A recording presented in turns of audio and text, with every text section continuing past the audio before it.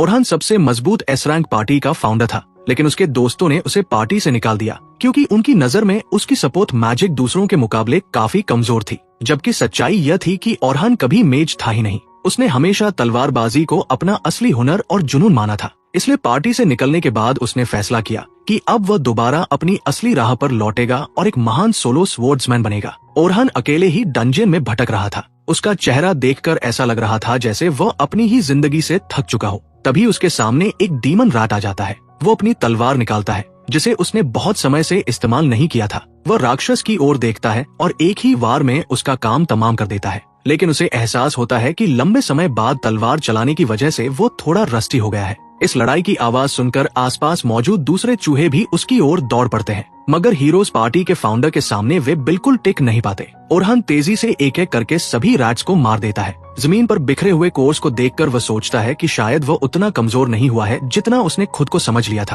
और शायद एक सोलो स्वॉर्ड्समैन के रूप में उसके लिए अब भी उम्मीद बाकी है। लेकिन तभी अचानक गॉब्लिन्स का एक झुंड उसे चारों तरफ से घेर लेता है। ये डीमन रैट से कहीं ज्यादा ताकतवर थे और ओरहान ये अच्छी तरह जानता था। इसलिए वह कोई जोखिम नहीं लेना चाहता और खुद पर अपनी सपोर्ट मैजिक डालता है। उसकी ताकत कुछ समय के लिए बढ़ जाती है, उसका शरीर ज्यादा मजबूत हो जाता है और उसकी तलवार और भी घातक बन जाती है। गॉब्लिन उस पर हमला करते हैं, लेकिन एस रैंक पार्टी में रहकर सीखी हुई उसकी स्पीड और स्किल्स के सामने वे टिक नहीं पाते। ओरहान एक एक करके सभी गॉब्लिन्स को काट डालता है। उसी दौरान वो सोचता है कि उसने कभी अपनी सपोर्ट मैजिक खुद पर इस्तेमाल ही नहीं की थी, और अब उसे एहसास होता है कि ये उसे कितना ओवरपावर्ड बना देती है। पहली वेव खत्म होने के बाद वो थोड़ा रिलैक्स करने ही वाला था कि तभी दूसरी वेव उस पर टूट पड़ती है। उसे पता था कि उसकी एन्चांटमेंट जल्दी ही खत्म होने वाली है, फिर भी वह आगे कूद पड़ता है और रास्ते में आने वाले हर गॉब्लिन को काटता चला जाता है। आखिरी गॉब्लिन को वह दौड़ाकर पकड़ता है और उसे भी मौत के घाट उतार देता है। इसके साथ ही उसकी डिफेंसिव एन्चांटमेंट खत्म हो जाती है। अब उसे एहसास होता है कि उसकी स्पेल सिर्फ 3 मिनट की लड़ाई तक ही चलती है,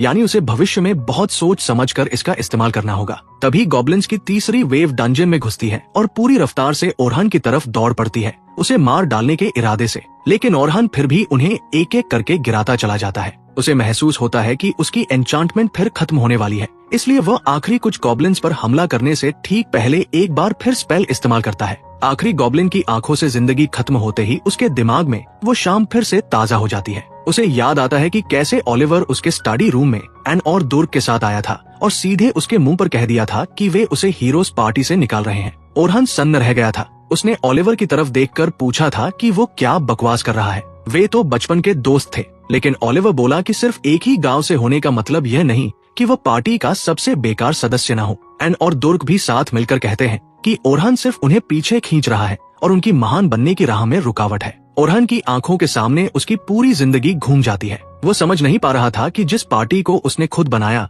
उसी पार्टी से उसे कैसे निकाला जा सकता है। वही पार्टी जो इतनी तेजी से डंजन्स क्लियर करती हुई पूरे देश में मशहूर हो गई थी। ओलिवर बताता है कि पिछले मिशन में उसने दूसरी पार्टियों को देखा और उनके एन्चांटर कितने ज्यादा काबिल थे। उनकी तुलना में ओरहान उन्हें बिल्कुल बेकार लगा। ओरहान यह सुनकर भड़क जाता है और कहता है कि वह कभी एन्चांटर था ही नहीं। उसने यह रोल सिर्फ इसलिए अपनाया क्योंकि पार्टी में किसी और को मैजिक आती ही नहीं थी। उसने खुद अपनी तलवार छोड़ दी और सपोर्ट मैजिक सीखनी शुरू की। यहाँ तक कि अपनी कमजोरी को पूरा करने के लिए उसने खुद की एक अलग मैजिक स्टाइल भी बनाई। लेकिन उसका मजाक उड़ाते हुए उसे लूजर कहती है और बोलती है कि वो बस बहाने बना रहा है क्योंकि ओलिवर उससे कहीं बेहतर स्वॉर्ड्समैन था। ओरहान आखिरी उम्मीद के तौर पर ओलिवर की तरफ देखता है, लेकिन ओलिवर कहता है कि उन्होंने एक नया एन्चांटर भी ढूंढ लिया है जो उन्हें और ऊपर तक ले जाएगा। अब ओरहान सच्चाई स्वीकार कर लेता है कि इस पार्टी में उसके लिए कोई जगह नहीं बची। वो चुपचाप अलविदा कहकर जाने ही वाला होता है कि एन हंसते हुए कहती है कि वो कभी एस रैंक पार्टी के लायक था ही नहीं, क्योंकि उसकी तलवार और उसकी मैजिक दोनों ही सिर्फ ए रैंक की है,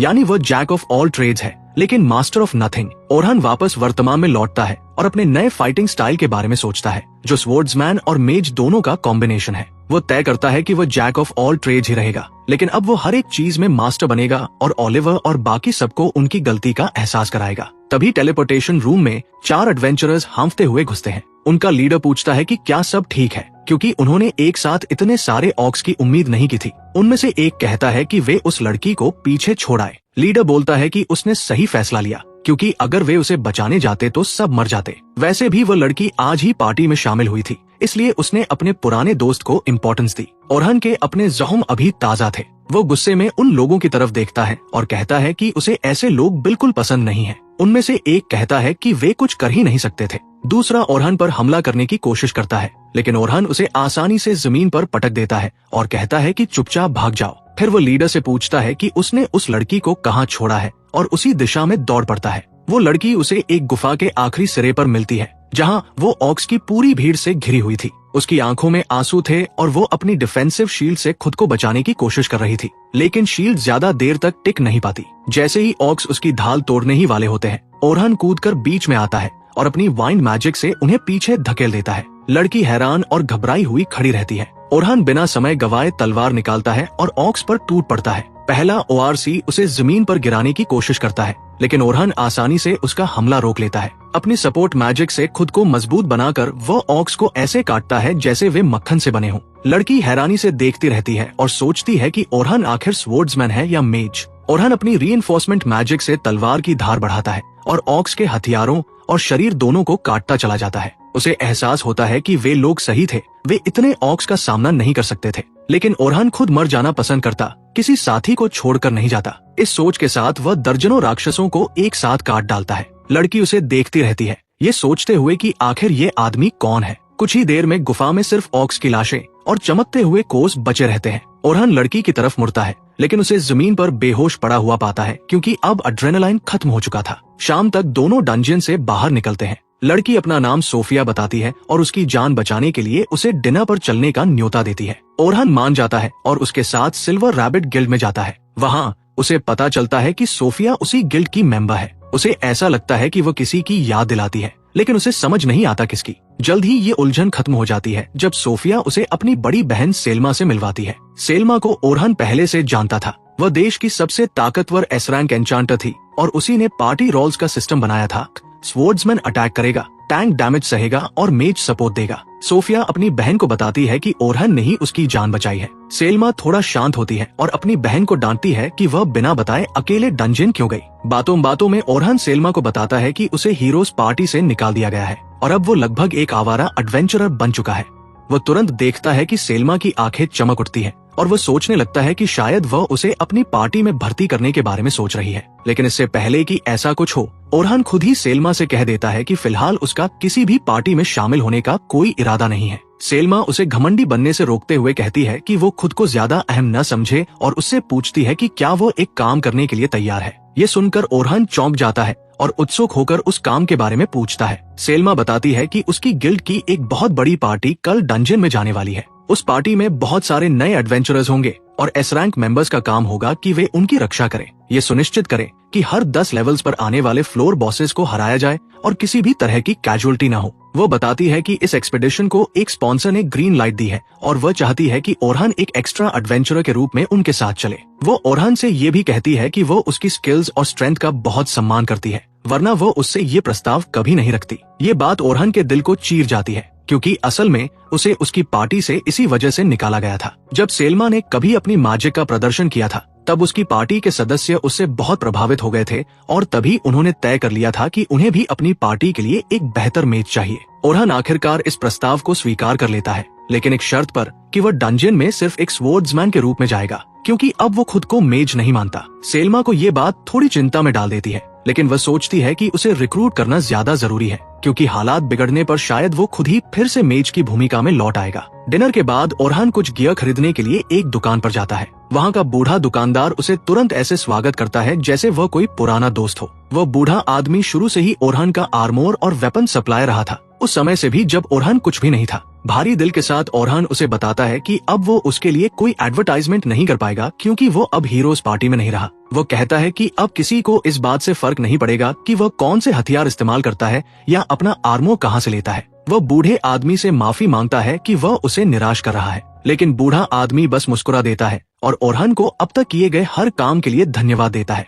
वह कहता है कि लोग अब भी उसकी बात सुनेंगे, क्योंकि वह एक अच्छा इंसान है, ताकतवर है और एक दिन फिर से ऊपर पहुंचने का रास्ता जरूर ढूंढ लेगा। ये बात ओरहान की आंखों में आंसू ले आती है। उसे एहसास होता है कि अभी भी कोई है जो उस पर भरोसा करता है। उसी पल वो फैसला करता है कि वह अपनी पूरी ताकत झोंक देगा और खुद को फिर से जमीन से उठाकर खड़ा करेगा। अगली सुबह ओरहान सोफिया के साथ सिल्वर रैबिट क्लैन के मुखिया विंस से मिलने जाता है। विंस उनका स्वागत करता है और खुद का परिचय देता है। ओरहान जवाब देता है कि इतने शक्तिशाली क्लैन के लीडर से मिलना उसके लिए सम्मान की बात है। विंस मुस्कुराते हुए कहता है कि उसे इतना औपचारिक होने की जरूरत नहीं है क्योंकि वे दोनों बराबर है। विंस बताता है कि वो ओरहान की उपलब्धियों से अच्छी तरह वाकिफ है और जानता है कि हीरोज पार्टी की सफलता में ओरहान की बहुत बड़ी भूमिका थी। वो कहता है कि अब औपचारिक बातें छोड़कर उन्हें ये समझने की कोशिश करनी चाहिए कि सामने वाला असल में क्या सोच रहा है और इस टीचिंग एक्सपीडिशन पर ध्यान देना चाहिए। विंस सेल्मा की ओर मुड़ता है और उससे पूरी योजना समझाने को कहता है। सेल्मा बताती है कि वे डंजन के पहले फ्लोर से लेकर सीधे 51वें फ्लोर तक सिर्फ 3 दिनों में जाएंगे। पहले दिन वे 21वें फ्लोर तक पहुंचेंगे, दूसरे दिन 36वें फ्लोर तक और तीसरे दिन उनका लक्ष्य 51वें फ्लोर को कॉन्कर करना होगा। ये सब समझाते हुए सेल्मा को कल की वह बातचीत याद आती है जो उसकी विंस से हुई थी, जब उसने उसे बताया था कि ओरहान को हीरोज पार्टी से निकाल दिया गया है। विंस ने तुरंत कहा था कि हीरोज पार्टी ने अपनी जिंदगी की सबसे बड़ी गलती कर दी है क्योंकि ओरहान के बिना वे पहले जितने मजबूत थे उतने कभी नहीं रह पाएंगे। सेल्मा भी इससे सहमत थी। उसने कहा था कि ओरहान की सपोर्ट मैजिक ने उन्हें उस स्तर तक पहुंचाया जहां वे उसके बिना कभी नहीं पहुंच सकते थे। वह जानती थी कि रॉ पाओ में ओरहान की सपोर्ट मैजिक कुछ एस रैंक सपोर्ट मेजेस जितनी मजबूत नहीं है, लेकिन वह अपनी कास्टिंग स्पीड से इस कमी को पूरा कर देता है जो खुद सेल्मा से भी कम 4 गुना तेज है। उसे वो लड़ाई भी याद आती है जहां ओरहान अपनी कई ओरिजिनल स्पेल्स इस्तेमाल कर रहा था और उससे भी बढ़कर उसकी स्थिति को समझने और तुरंत सही फैसला लेने की क्षमता लगभग अनमैच थी। उसके बिना हीरोज पार्टी अपनी टॉप पोजीशन बनाए नहीं रख पाएगी और इसका मतलब यह है कि सिल्वर रैबिट्स इस मौके का फायदा उठाकर देश की सबसे मजबूत पार्टी बन सकती है।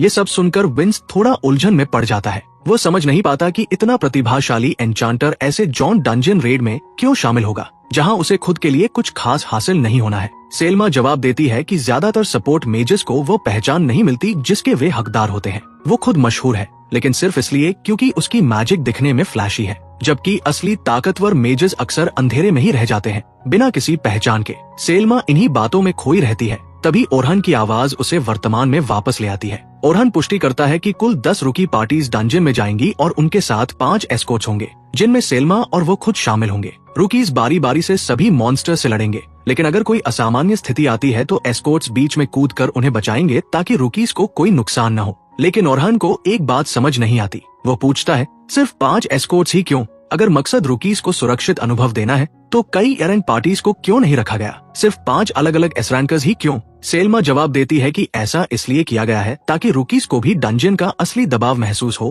और वे अपनी क्षमताओं को ज्यादा न आके। ओरहान को उसकी ये बात बिल्कुल भी विश्वास करने लायक नहीं लगती, लेकिन वह जानता है कि जो इंसान किसी क्लैन से जुड़ा नहीं है उसे वे अपने असली इरादे कभी नहीं बताएंगे। इसके बावजूद ओरहान ये क्वेस्ट स्वीकार करने का फैसला करता है क्योंकि वैसे भी उसके पास करने के लिए कुछ खास नहीं था। विंस इस फैसले से खुश नजर आता है और कहता है कि उसे पहले ही 2 गोल्ड कॉइन्स एडवांस में दिए जाएंगे और काम पूरा होने पर 10 और मिलेंगे। ये सुनकर ओरहान थोड़ा हैरान हो जाता है और पूछता है कि क्या ये बहुत ज्यादा नहीं है, क्योंकि ये तो लगभग 1 साल की कमाई के बराबर है। सेल्मा जवाब देती है कि वे उसकी कद्र करते हैं, इसलिए चाहते हैं कि उसे पूरा और सही मुआवजा मिले। ओरहान उन्हें धन्यवाद देता है और अगले दिन सुबह मिलने का वादा करता है, अच्छे की उम्मीद करते हुए। अगली सुबह जल्दी आ जाती है और ओरहान डंजन के एंट्रेंस पर पहुंचता है जहां उसे बहुत सारे नए एडवेंचरर्स अपनी यात्रा के लिए इंतजार करते हुए मिलते हैं। वह जल्दी ही सोफिया और सेल्मा को तैयार खड़े देखता है। वह सेल्मा के आउटफिट की तारीफ करता है जिससे सोफिया चिढ़ जाती है और उसे फिर याद दिलाती है कि वो अभी नाबालिग है। ओरहान उसे कहता है कि थोड़ा चिल करे क्योंकि वह माइकल जैक्सन का भी फैन नहीं है। सोफिया उससे पूछती है कि वह अब कहाँ रह रहा है क्योंकि पहले वो अपनी पार्टी के मैंशन में रहता था। ओरहान जवाब देता है कि फिलहाल वह इनमें रह रहा है लेकिन जल्द ही कोई सही जगह भी ढूंढ लेगा। इसके बाद ओरहान चारों तरफ देखता है और कहता है कि लगता है सब लोग आ चुके हैं और अब उन्हें एक्सपीडिशन शुरू कर देनी चाहिए। सेल्मा सहमति में सिर हिलाती है और सोफिया को अपनी पार्टी में शामिल होने के लिए कहती है। फिर ओरहान को बाकी 3 एस्कॉर्ट्स के पास ले जाती है जो इस यात्रा को स्मूथली चलाने की जिम्मेदारी संभालेंगे। सेल्मा ओरहान को बाकी एस्कॉर्ट से मिलवाती है और कहती है कि वह बेहद ताकतवर है और वो उस पर भरोसा करती है। बाकी तीनों एस्कॉर्ट्स तुरंत उसका स्वागत करते हैं। अपना परिचय देते हुए नीले बालों वाला लड़का एंट बताता है कि वह एक टैंक है। उसके बाद सुनहरे बालों वाला बर्न खुद को भी टैंक बताता है। आखिरी में छोटी बालों वाली लड़की खुद को हीलर बताती है। उसका नाम कैथी है। ओरहान तुरंत समझ जाता है कि वह खुद फ्रंटलाइन अटैकर है और सेल्मा एन्चांटर है। इस तरह ये एस्कॉर्ट्स की एक बहुत बैलेंस्ड पार्टी बन जाती है। लेकिन वह सोचता है कि अगर उसने उनका ऑफर ठुकरा दिया होता तो उनका क्या प्लान होता। उसे साफ लगने लगता है कि इसमें कुछ न कुछ गड़बड़ जरूर है, लेकिन फिलहाल वह आगे बढ़ने का फैसला करता है और देखना चाहता है कि आगे क्या होता है। कुछ ही देर बाद सेल्मा सभी रुकीज को एक जगह इकट्ठा करती है और उन्हें ओरहान से मिलवाती है। वो बताती है कि इस यात्रा के लिए उन्हें एक बेहद ताकतवर हेल्पर मिला है इसलिए उन्हें किसी भी बात से डरने की जरूरत नहीं है। वह कहती है कि ओरहान 94वें फ्लोर तक जा चुका है, जहाँ तक वो खुद भी अभी तक नहीं पहुंची है। साथ ही वो हीरोज पार्टी का हिस्सा रह चुका है, जो उसे देश के सबसे ताकतवर लोगों में से एक बनाता है। ये सब सुनकर नए एडवेंचरर्स का हौसला काफी बढ़ जाता है और वे इस यात्रा को लेकर ज्यादा कॉन्फिडेंट महसूस करने लगते हैं। लेकिन इतना दबाव ओरहान को थोड़ा अनकंफर्टेबल महसूस कराने लगता है, क्योंकि अब उसे पता था कि इतने सारे लोग उस पर भरोसा कर रहे हैं। इसके बाद सेल्मा बाकी एस्कोर्ट्स को अपनी अपनी पार्टी संभालने को कहती है और ओरहान से बताती है कि वह 10वीं पार्टी को लीड करेगा, जो उन सब में सबसे प्रॉमिसिंग मानी जाती है। सेल्मा का मानना था कि सही गाइडेंस मिलने पर यह पार्टी मिडिल लेवल डंजन्स को भी आसानी से संभाल सकती है। ये बात ओरहान को फिर से थोड़ी अजीब लगती है, क्योंकि वो सोचता है कि एक आउटसाइडर को सबसे बेहतरीन पार्टी क्यों सौंपी जा रही है। फिर भी वह 10वें ग्रुप की ओर बढ़ता है और देखता है कि सोफिया भी उसी ग्रुप में है। वह पूछता है कि क्या उनकी पार्टी का कोई सदस्य देर से आने वाला है, क्योंकि उसे सिर्फ 3 लोग ही नजर आ रहे थे। लेकिन सुनहरे बालों वाला लड़का लोगन कहता है कि उनकी पार्टी में सिर्फ वही 3 लोग हैं। ये बात थोड़ी अजीब थी, क्योंकि 3 लोगों की पार्टी बहुत कम देखने को मिलती है। लेकिन लोगन कहता है कि उनकी पार्टी में सिर्फ 3 लोग इसलिए हैं क्योंकि कोई भी उनके साथ टिक नहीं पाता। वो खुद को पार्टी का लीडर बताता है और दावा करता है कि वह एक एन्चांटर है, जो एक दिन सेल्मा से भी बेहतर बनेगा। ओरहान तुरंत समझ जाता है कि इस लड़के में एटीट्यूड की कमी नहीं है और वह सोचता है कि कहीं ये बात भविष्य में उसके लिए परेशानी न बन जाए। फिर वह दूसरी लड़की की ओर बढ़ता है। लड़की अपना नाम कैरोल बताती है और कहती है कि वह एक टैंक है। लेकिन ओरहान देखता है कि उसने कोई आर्मोर नहीं पहना हुआ है। वह पूछता है कि क्या वह डंजन के अंदर जाकर आर्मोर पहनेगी, तो वह जवाब देती है कि वह कोई शील्ड या आर्मोर इस्तेमाल नहीं करती। ओरहान पूछता है कि क्या इसका मतलब है कि वह ब्लॉक करने से ज्यादा डॉज करने पर भरोसा करती है। कैरोल कहती है कि वह बिल्कुल सही समझा, क्योंकि वह नहीं चाहती कि कोई मॉन्स्टर उसे छुए भी। डॉज टाइप टैंक्स बहुत रेयर होते हैं, क्योंकि वे अपनी तेजी और स्किल्स से मॉन्स्टर्स के हमलों से बचते हुए पास से काउंटर अटैक करते हैं। लेकिन इसके लिए असली कॉम्बैट एक्सपीरियंस चाहिए होता है, जो इस लड़की के पास साफ तौर पर नहीं था। ओरहान पूछता है कि क्या क्लैन ने उसे पहले ही इसके बारे में चेतावनी नहीं दी थी। लोगन जवाब देता है कि क्लैन ने कैरोल को कई बार कहा था कि जब तक उसे अनुभव न हो जाए वो एक नॉर्मल टैंक की तरह काम करे, लेकिन उसने उनकी बात अनसुनी कर दी। अब ओरहान को एहसास होता है कि ये पार्टी एक तरफ तो स्टार पार्टी है, लेकिन दूसरी तरफ यही प्रॉब्लम पार्टी भी है, जिससे एस्कॉर्ट शायद बचना चाहते थे। कुछ ही देर बाद एक्सपेडिशन शुरू हो जाती है और सभी डंजन में प्रवेश करते हैं। कैरोल एक पल के लिए भी चुप नहीं रहती और लगातार ओरहान से पूछती रहती है कि उसने पार्टी क्यों छोड़ी। ओरहान को समझ नहीं आता कि वह उसे कैसे चुप कराए। उनकी यात्रा फिलहाल स्मूथली चलती रहती है, क्योंकि ओरहान उनके पीछे मैजिकल ट्रैप्स लगाता जाता है, जो अपने आप ही छोटे मॉन्स्टर्स को खत्म कर देते हैं। वह बेकार की लड़ाइयों में समय बर्बाद नहीं करना चाहता था। आखिरकार वे 20वें फ्लोर पर पहुंचते हैं और अब ओरहान को अपनी पार्टी की असली समझ मिलने लगती है। उसे एहसास होता है कि लोगन सिर्फ बातें नहीं करता, बल्कि सच में एक अच्छा एन्चांटर है, और अगर वह ऐसे ही आगे बढ़ता रहा तो आसानी से एरन पार्टी के स्तर पर काम कर सकता है। लेकिन डायरेक्शन देने में वह कमजोर है, जो एक एन्चांटर के लिए बहुत जरूरी होता है। कैरोल बेहद तेज है, जो एक डॉज टाइप डिफेंडर के लिए जरूरी भी है, लेकिन उसकी 2 बड़ी समस्याएं हैं। पहली ये कि वह बिना सोचे समझे सीधे मॉन्स्टर्स पर टूट पड़ती है, जबकि उसका असली काम पार्टी की रक्षा करना होना चाहिए। दूसरी समस्या ये है कि वह अपने मुख्य हथियार के तौर पर 2 छोटे डैगर्स इस्तेमाल करती है, जो उसके स्टाइल के मुताबिक तो सही है, लेकिन असली लड़ाई में शायद उनमें उतनी डिस्ट्रक्टिव पावर न हो। सोफिया रॉ टैलेंट के मामले में उन सब में सबसे कमजोर है, लेकिन वह किसी कंप्लीट रूकी से बेहतर है और उसमें कोई बड़ी कमी नहीं है। यही वजह है कि वह इस ग्रुप की सबसे बैलेंस्ड मेंबर बन जाती है। गुफा के आखिरी हिस्से में एस्कॉर्ट्स लेवल 20 फ्लोर बॉस को हरा देते हैं, जिससे वे 21वें फ्लोर की ओर बढ़ सकते हैं, जो पहले दिन का उनका लक्ष्य था। कंप्लीशन के प्रूफ के तौर पर वे अपनी आईडी कार्ड्स रजिस्टर करवाते हैं और फिर रात को आराम करने के लिए बाहर निकल जाते हैं, ताकि अगली सुबह फिर आगे बढ़ सके। लेकिन अगली सुबह जब ओरहान उठता है तो वो एक अखबार देखकर टूट जाता है। उसके फ्रंट पेज पर उसकी तस्वीर छपी होती है। हीरोज पार्टी ने आधिकारिक तौर पर घोषणा कर दी होती है कि उन्होंने ओरहान को पार्टी से निकाल दिया है और उसकी जगह एक नया एन्चांटर रख लिया है। ये खबर उसे उम्मीद से कहीं ज्यादा गहरा जख्म दे जाती है, लेकिन वह जानता है कि अब वो इसके बारे में कुछ नहीं कर सकता। वह बाहर निकलकर बाकी लोगों से डंजन के बाहर मिलने जाता है, ये सोचते हुए कि आज की हेडलाइन पढ़ने के बाद रुकीज उसके साथ कैसा व्यवहार करेंगे। रास्ते में उसे नीले बालों वाली एक लड़की रोकती है। वो लूना होती है, जो हीरोज पार्टी की हीलर थी। ओरहान को याद आता है कि उसके आखिरी दिनों में जब बाकी सब लोग उससे ठंडे व्यवहार करने लगे थे, तब भी लूना हमेशा मुस्कुराकर उससे बात करती थी और उसकी मदद के लिए तैयार रहती थी। जिस दिन उसे पार्टी से निकाला गया था, उस दिन लूना किसी काम से बाहर गई हुई थी। अगर वह वहाँ होती तो शायद बाकी लोग उसे इतनी आसानी से पार्टी से बाहर नहीं निकाल पाते। लूना ओरहान के हाथ पकड़ लेती है और उससे वापस आने की भीख मांगती है। वह कहती है कि वह कोई न कोई तरीका निकाल लेगी जिससे पार्टी को ये समझा सके कि उन्हें उसकी कितनी जरूरत है। वह उन्हें दिए गए उस वादे की याद दिलाती है कि वे सब मिलकर ग्रेट डंजन को क्लियर करेंगे।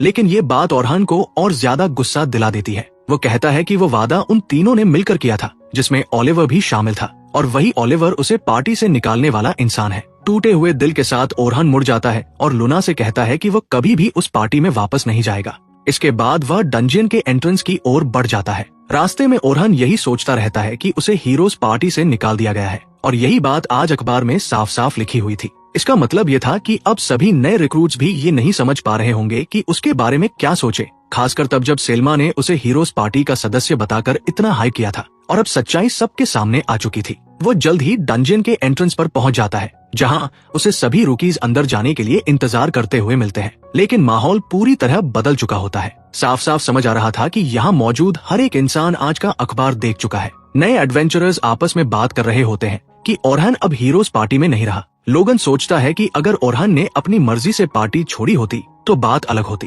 लेकिन अखबार में साफ लिखा था कि ओरहान को कमजोर होने की वजह से हीरोज पार्टी से निकाल दिया गया है, और यही बात सब कुछ बदल देती है। ओरहान रुकीज को ग्रीट करने की कोशिश करता है, लेकिन उसे मिलाजुला सा रिस्पॉन्स मिलता है। उसे एहसास हो जाता है कि सिर्फ एक बेवकूफ अखबार की हेडलाइन की वजह से अब वो उतना वेलकम नहीं रहा जितना कल था। उसी समय सेल्मा, एंट, बर्न और कैथी के साथ वहाँ पहुँचती है और तुरंत ओरहान से माफी मांगती है। वह कहती है कि ये गलतफहमी उसकी वजह से हुई, क्योंकि उसी ने रुकीज को शांत करने के लिए ये बात ज्यादा उछाल दी थी कि ओरहान पहले हीरोज पार्टी का हिस्सा था। ओरहान तुरंत उसे कहता है कि इसमें उसकी कोई गलती नहीं है और वह अपना सिर हमेशा की तरह ऊंचा रखे और पार्टी को डंजन में लीड करे, जबकि वो पीछे से सपोर्ट देगा। एंड, बर्न और कैथी भी कहते हैं कि ओरहान और हीरोज पार्टी के बीच जो भी हुआ हो उससे कोई फर्क नहीं पड़ता। सच ये है कि ओरहान इस दुनिया के उन गिने चुने लोगों में से है जो 94वें फ्लोर तक जाकर वापस लौटे हैं। यह बात ओरहान को थोड़ा सुकून देती है। वो अपनी पार्टी की ओर बढ़ता है, जहां सोफिया और कैरोल पूरे दिल से उसे गुड मॉर्निंग कहते हैं।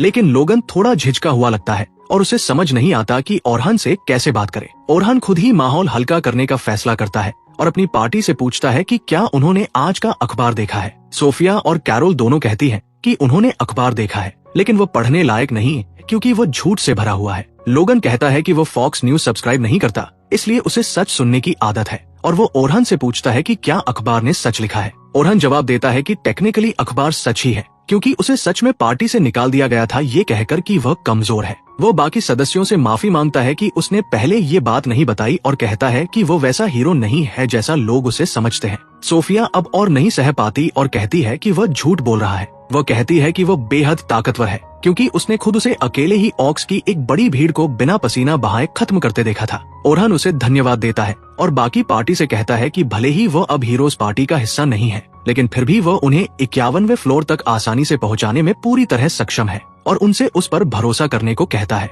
लड़कियां इस बात से संतुष्ट हो जाती हैं, लेकिन लोगन निराश लगता है। उसे महसूस होता है कि उसके साथ धोखा हुआ है। इसके बाद वे डंजन में प्रवेश करते हैं। आज उन्हें 21वें फ्लोर से 35वें फ्लोर तक जाना था। ओरहान को अब भी उन्हें कोई आदेश या गाइडेंस देने की अनुमति नहीं थी। उसे बस पीछे रहकर ऑब्जर्व करना था और तभी बीच में कूदना था जब हालात बहुत ज्यादा बिगड़ जाए। यात्रा स्मूथली चलती रहती है। कैरोल अपने ट्विन डैगर्स और क्लोज कॉम्बैट स्टाइल से 24वें फ्लोर के मॉन्स्टर्स को आसानी से संभाल लेती है। 30वें फ्लोर पर सोफिया बड़े मॉन्स्टर्स को संभाल लेती है, जिसे देखकर खुद ओरहान भी हैरान हो जाता है और सोचता है कि शायद उसने सोफिया को थोड़ा अंडर एस्टिमेट कर दिया था। फिर वे 31वें फ्लोर पर पहुंचते हैं, जो मिडिल फ्लोर्स माने जाते हैं। इसका मतलब था कि अब रुकीज अनजान इलाके में आ चुके हैं और उन्हें अपने गाइड्स की मदद और सलाह की जरूरत थी। इस बार ओरहान आगे बढ़ता है और अपनी पार्टी से पहले चलता है, ये सुनिश्चित करते हुए कि कहीं कोई असामान्य खतरा छिपा न हो। अचानक उसे आगे गॉब्लिन्स की मौजूदगी का एहसास होता है और वो पार्टी को लड़ाई के लिए तैयार होने को कहता है।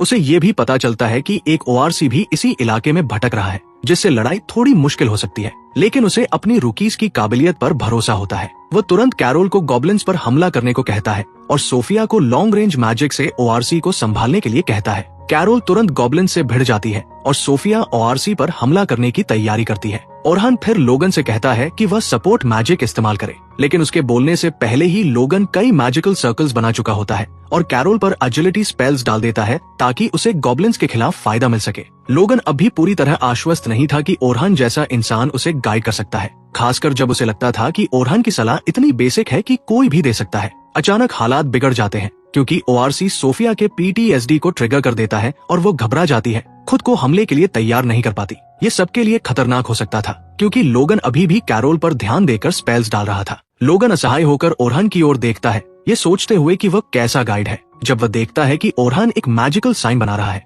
जिससे ओआरसी की स्पीड काफी कम हो जाती है। ओरहान सोफिया के पास जाता है और उससे कहता है कि वह समय ले, सही निशाना लगाए, क्योंकि वो ओआरसी से कहीं ज्यादा ताकतवर है और उसे उससे डरने की जरूरत नहीं है। सोफिया गहरी सांस लेती है और एक विशाल फायर बॉल बनाती है जो ओआरसी को पूरी तरह नष्ट कर देता है। ये देखकर सभी हैरान रह जाते हैं, यहाँ तक कि ओरहान भी, जिसे बिल्कुल अंदाजा नहीं था कि सोफिया एडवांस्ड लेवल मैजिक इस्तेमाल कर सकती है। कैरोल दौड़कर सोफिया को गले लगा लेती है और ओरहान उसकी तारीफ करता है। इसके बाद वे 35वें फ्लोर पर पहुंचते हैं जहां उनका सामना डेथ टेरेंटुला से होता है। लोगन घबरा जाता है और सोचता है कि वे सब मरने वाले हैं क्योंकि उसके हिसाब से वे इस मॉन्स्टर से नहीं लड़ सकते, लेकिन सोफिया और कैरोल दोनों को ओरहान पर पूरा भरोसा होता है और वे उसके आदेश का इंतजार करती है। ओरहान लोगन को कैरोल पर एजिलिटी अप और स्ट्रेंथ अप डालने को कहता है और सोफिया पर मैजिक अप। लोगन सोचता है कि ओरहान पागल हो गया है क्योंकि वो फिर से वही स्ट्रैटेजी इस्तेमाल कर रहा है, लेकिन फिर भी वो आदेश मान लेता है। ओरहान कैरोल को क्लोज कॉम्बैट में मॉन्स्टर को एंगेज करने और उसका ध्यान अपनी ओर बनाए रखने को कहता है।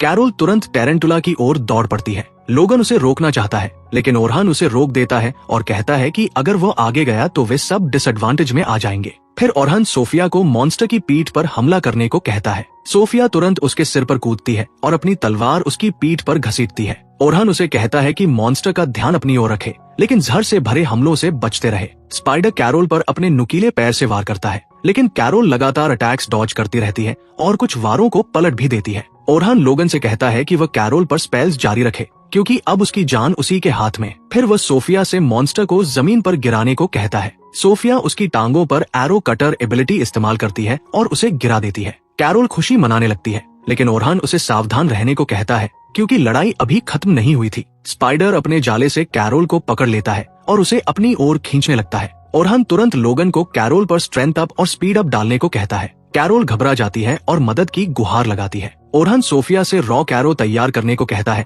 और कैरोल के डैगर्स पर शार्पनेस एनहांसमेंट डाल देता है।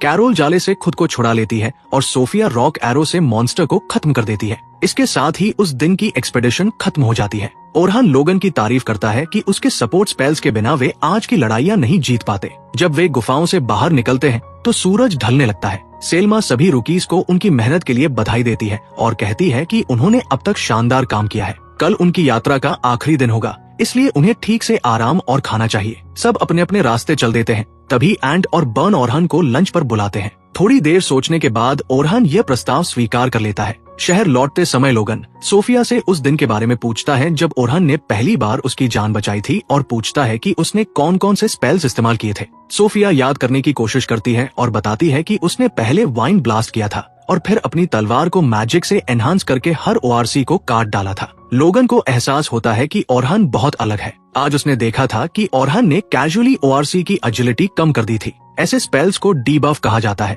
और इन्हें करना बेहद मुश्किल होता है। सेल्मा जैसी महान मेज भी कई दिनों में सिर्फ एक डीबफ कर पाती है, वो भी पूरी तैयारी के साथ। इसके अलावा ओरहान बिल्कुल परफेक्ट स्पेलकास्टर की तरह लड़ रहा था। उसे पता था कि कौन सा स्पेल कब खत्म होगा और वो पहले से एनिमी की मूवमेंट्स प्रेडिक्ट कर रहा था। लोगन को एहसास होता है कि उसने ओरहान को पूरी तरह गलत समझा था। वो सिर्फ एक मेज नहीं बल्कि एक जीनियस है। शहर पहुंचकर ओरहान बर्न और एंड के साथ टैवर्न में बैठता है। वे उसे कहते हैं कि वह जो चाहे ऑर्डर करे, आज सब उनका ट्रीट है। वे उससे उसके असली रोल के बारे में पूछते हैं। ओरहान बताता है कि वो हमेशा से स्वॉर्ड्समैन बनना चाहता था। जब उसने अपने दादा को एक विशाल बीस्ट को मारते देखा था, तभी उसने ठान लिया था कि वह भी स्वॉर्ड्समैन बनेगा। वो हीरोज पार्टी में कुछ समय तक स्वॉर्ड्समैन रहा, लेकिन जैसे जैसे वे नीचे के फ्लोर्स पर जाने लगे, मॉन्स्टर्स की ताकत बढ़ने लगी। सेल्मा ने टीम स्ट्रैटेजी पॉपुलर की, जहां सब डिसीजंस एन्चांटर पर निर्भर होते थे। उनकी पार्टी में कोई एन्चांटर बनने लायक नहीं था, इसलिए ओरहान को वह रोल लेना पड़ा। पार्टी के लिए उसने अपनी स्वॉर्ड्समैन की पहचान छोड़ दी।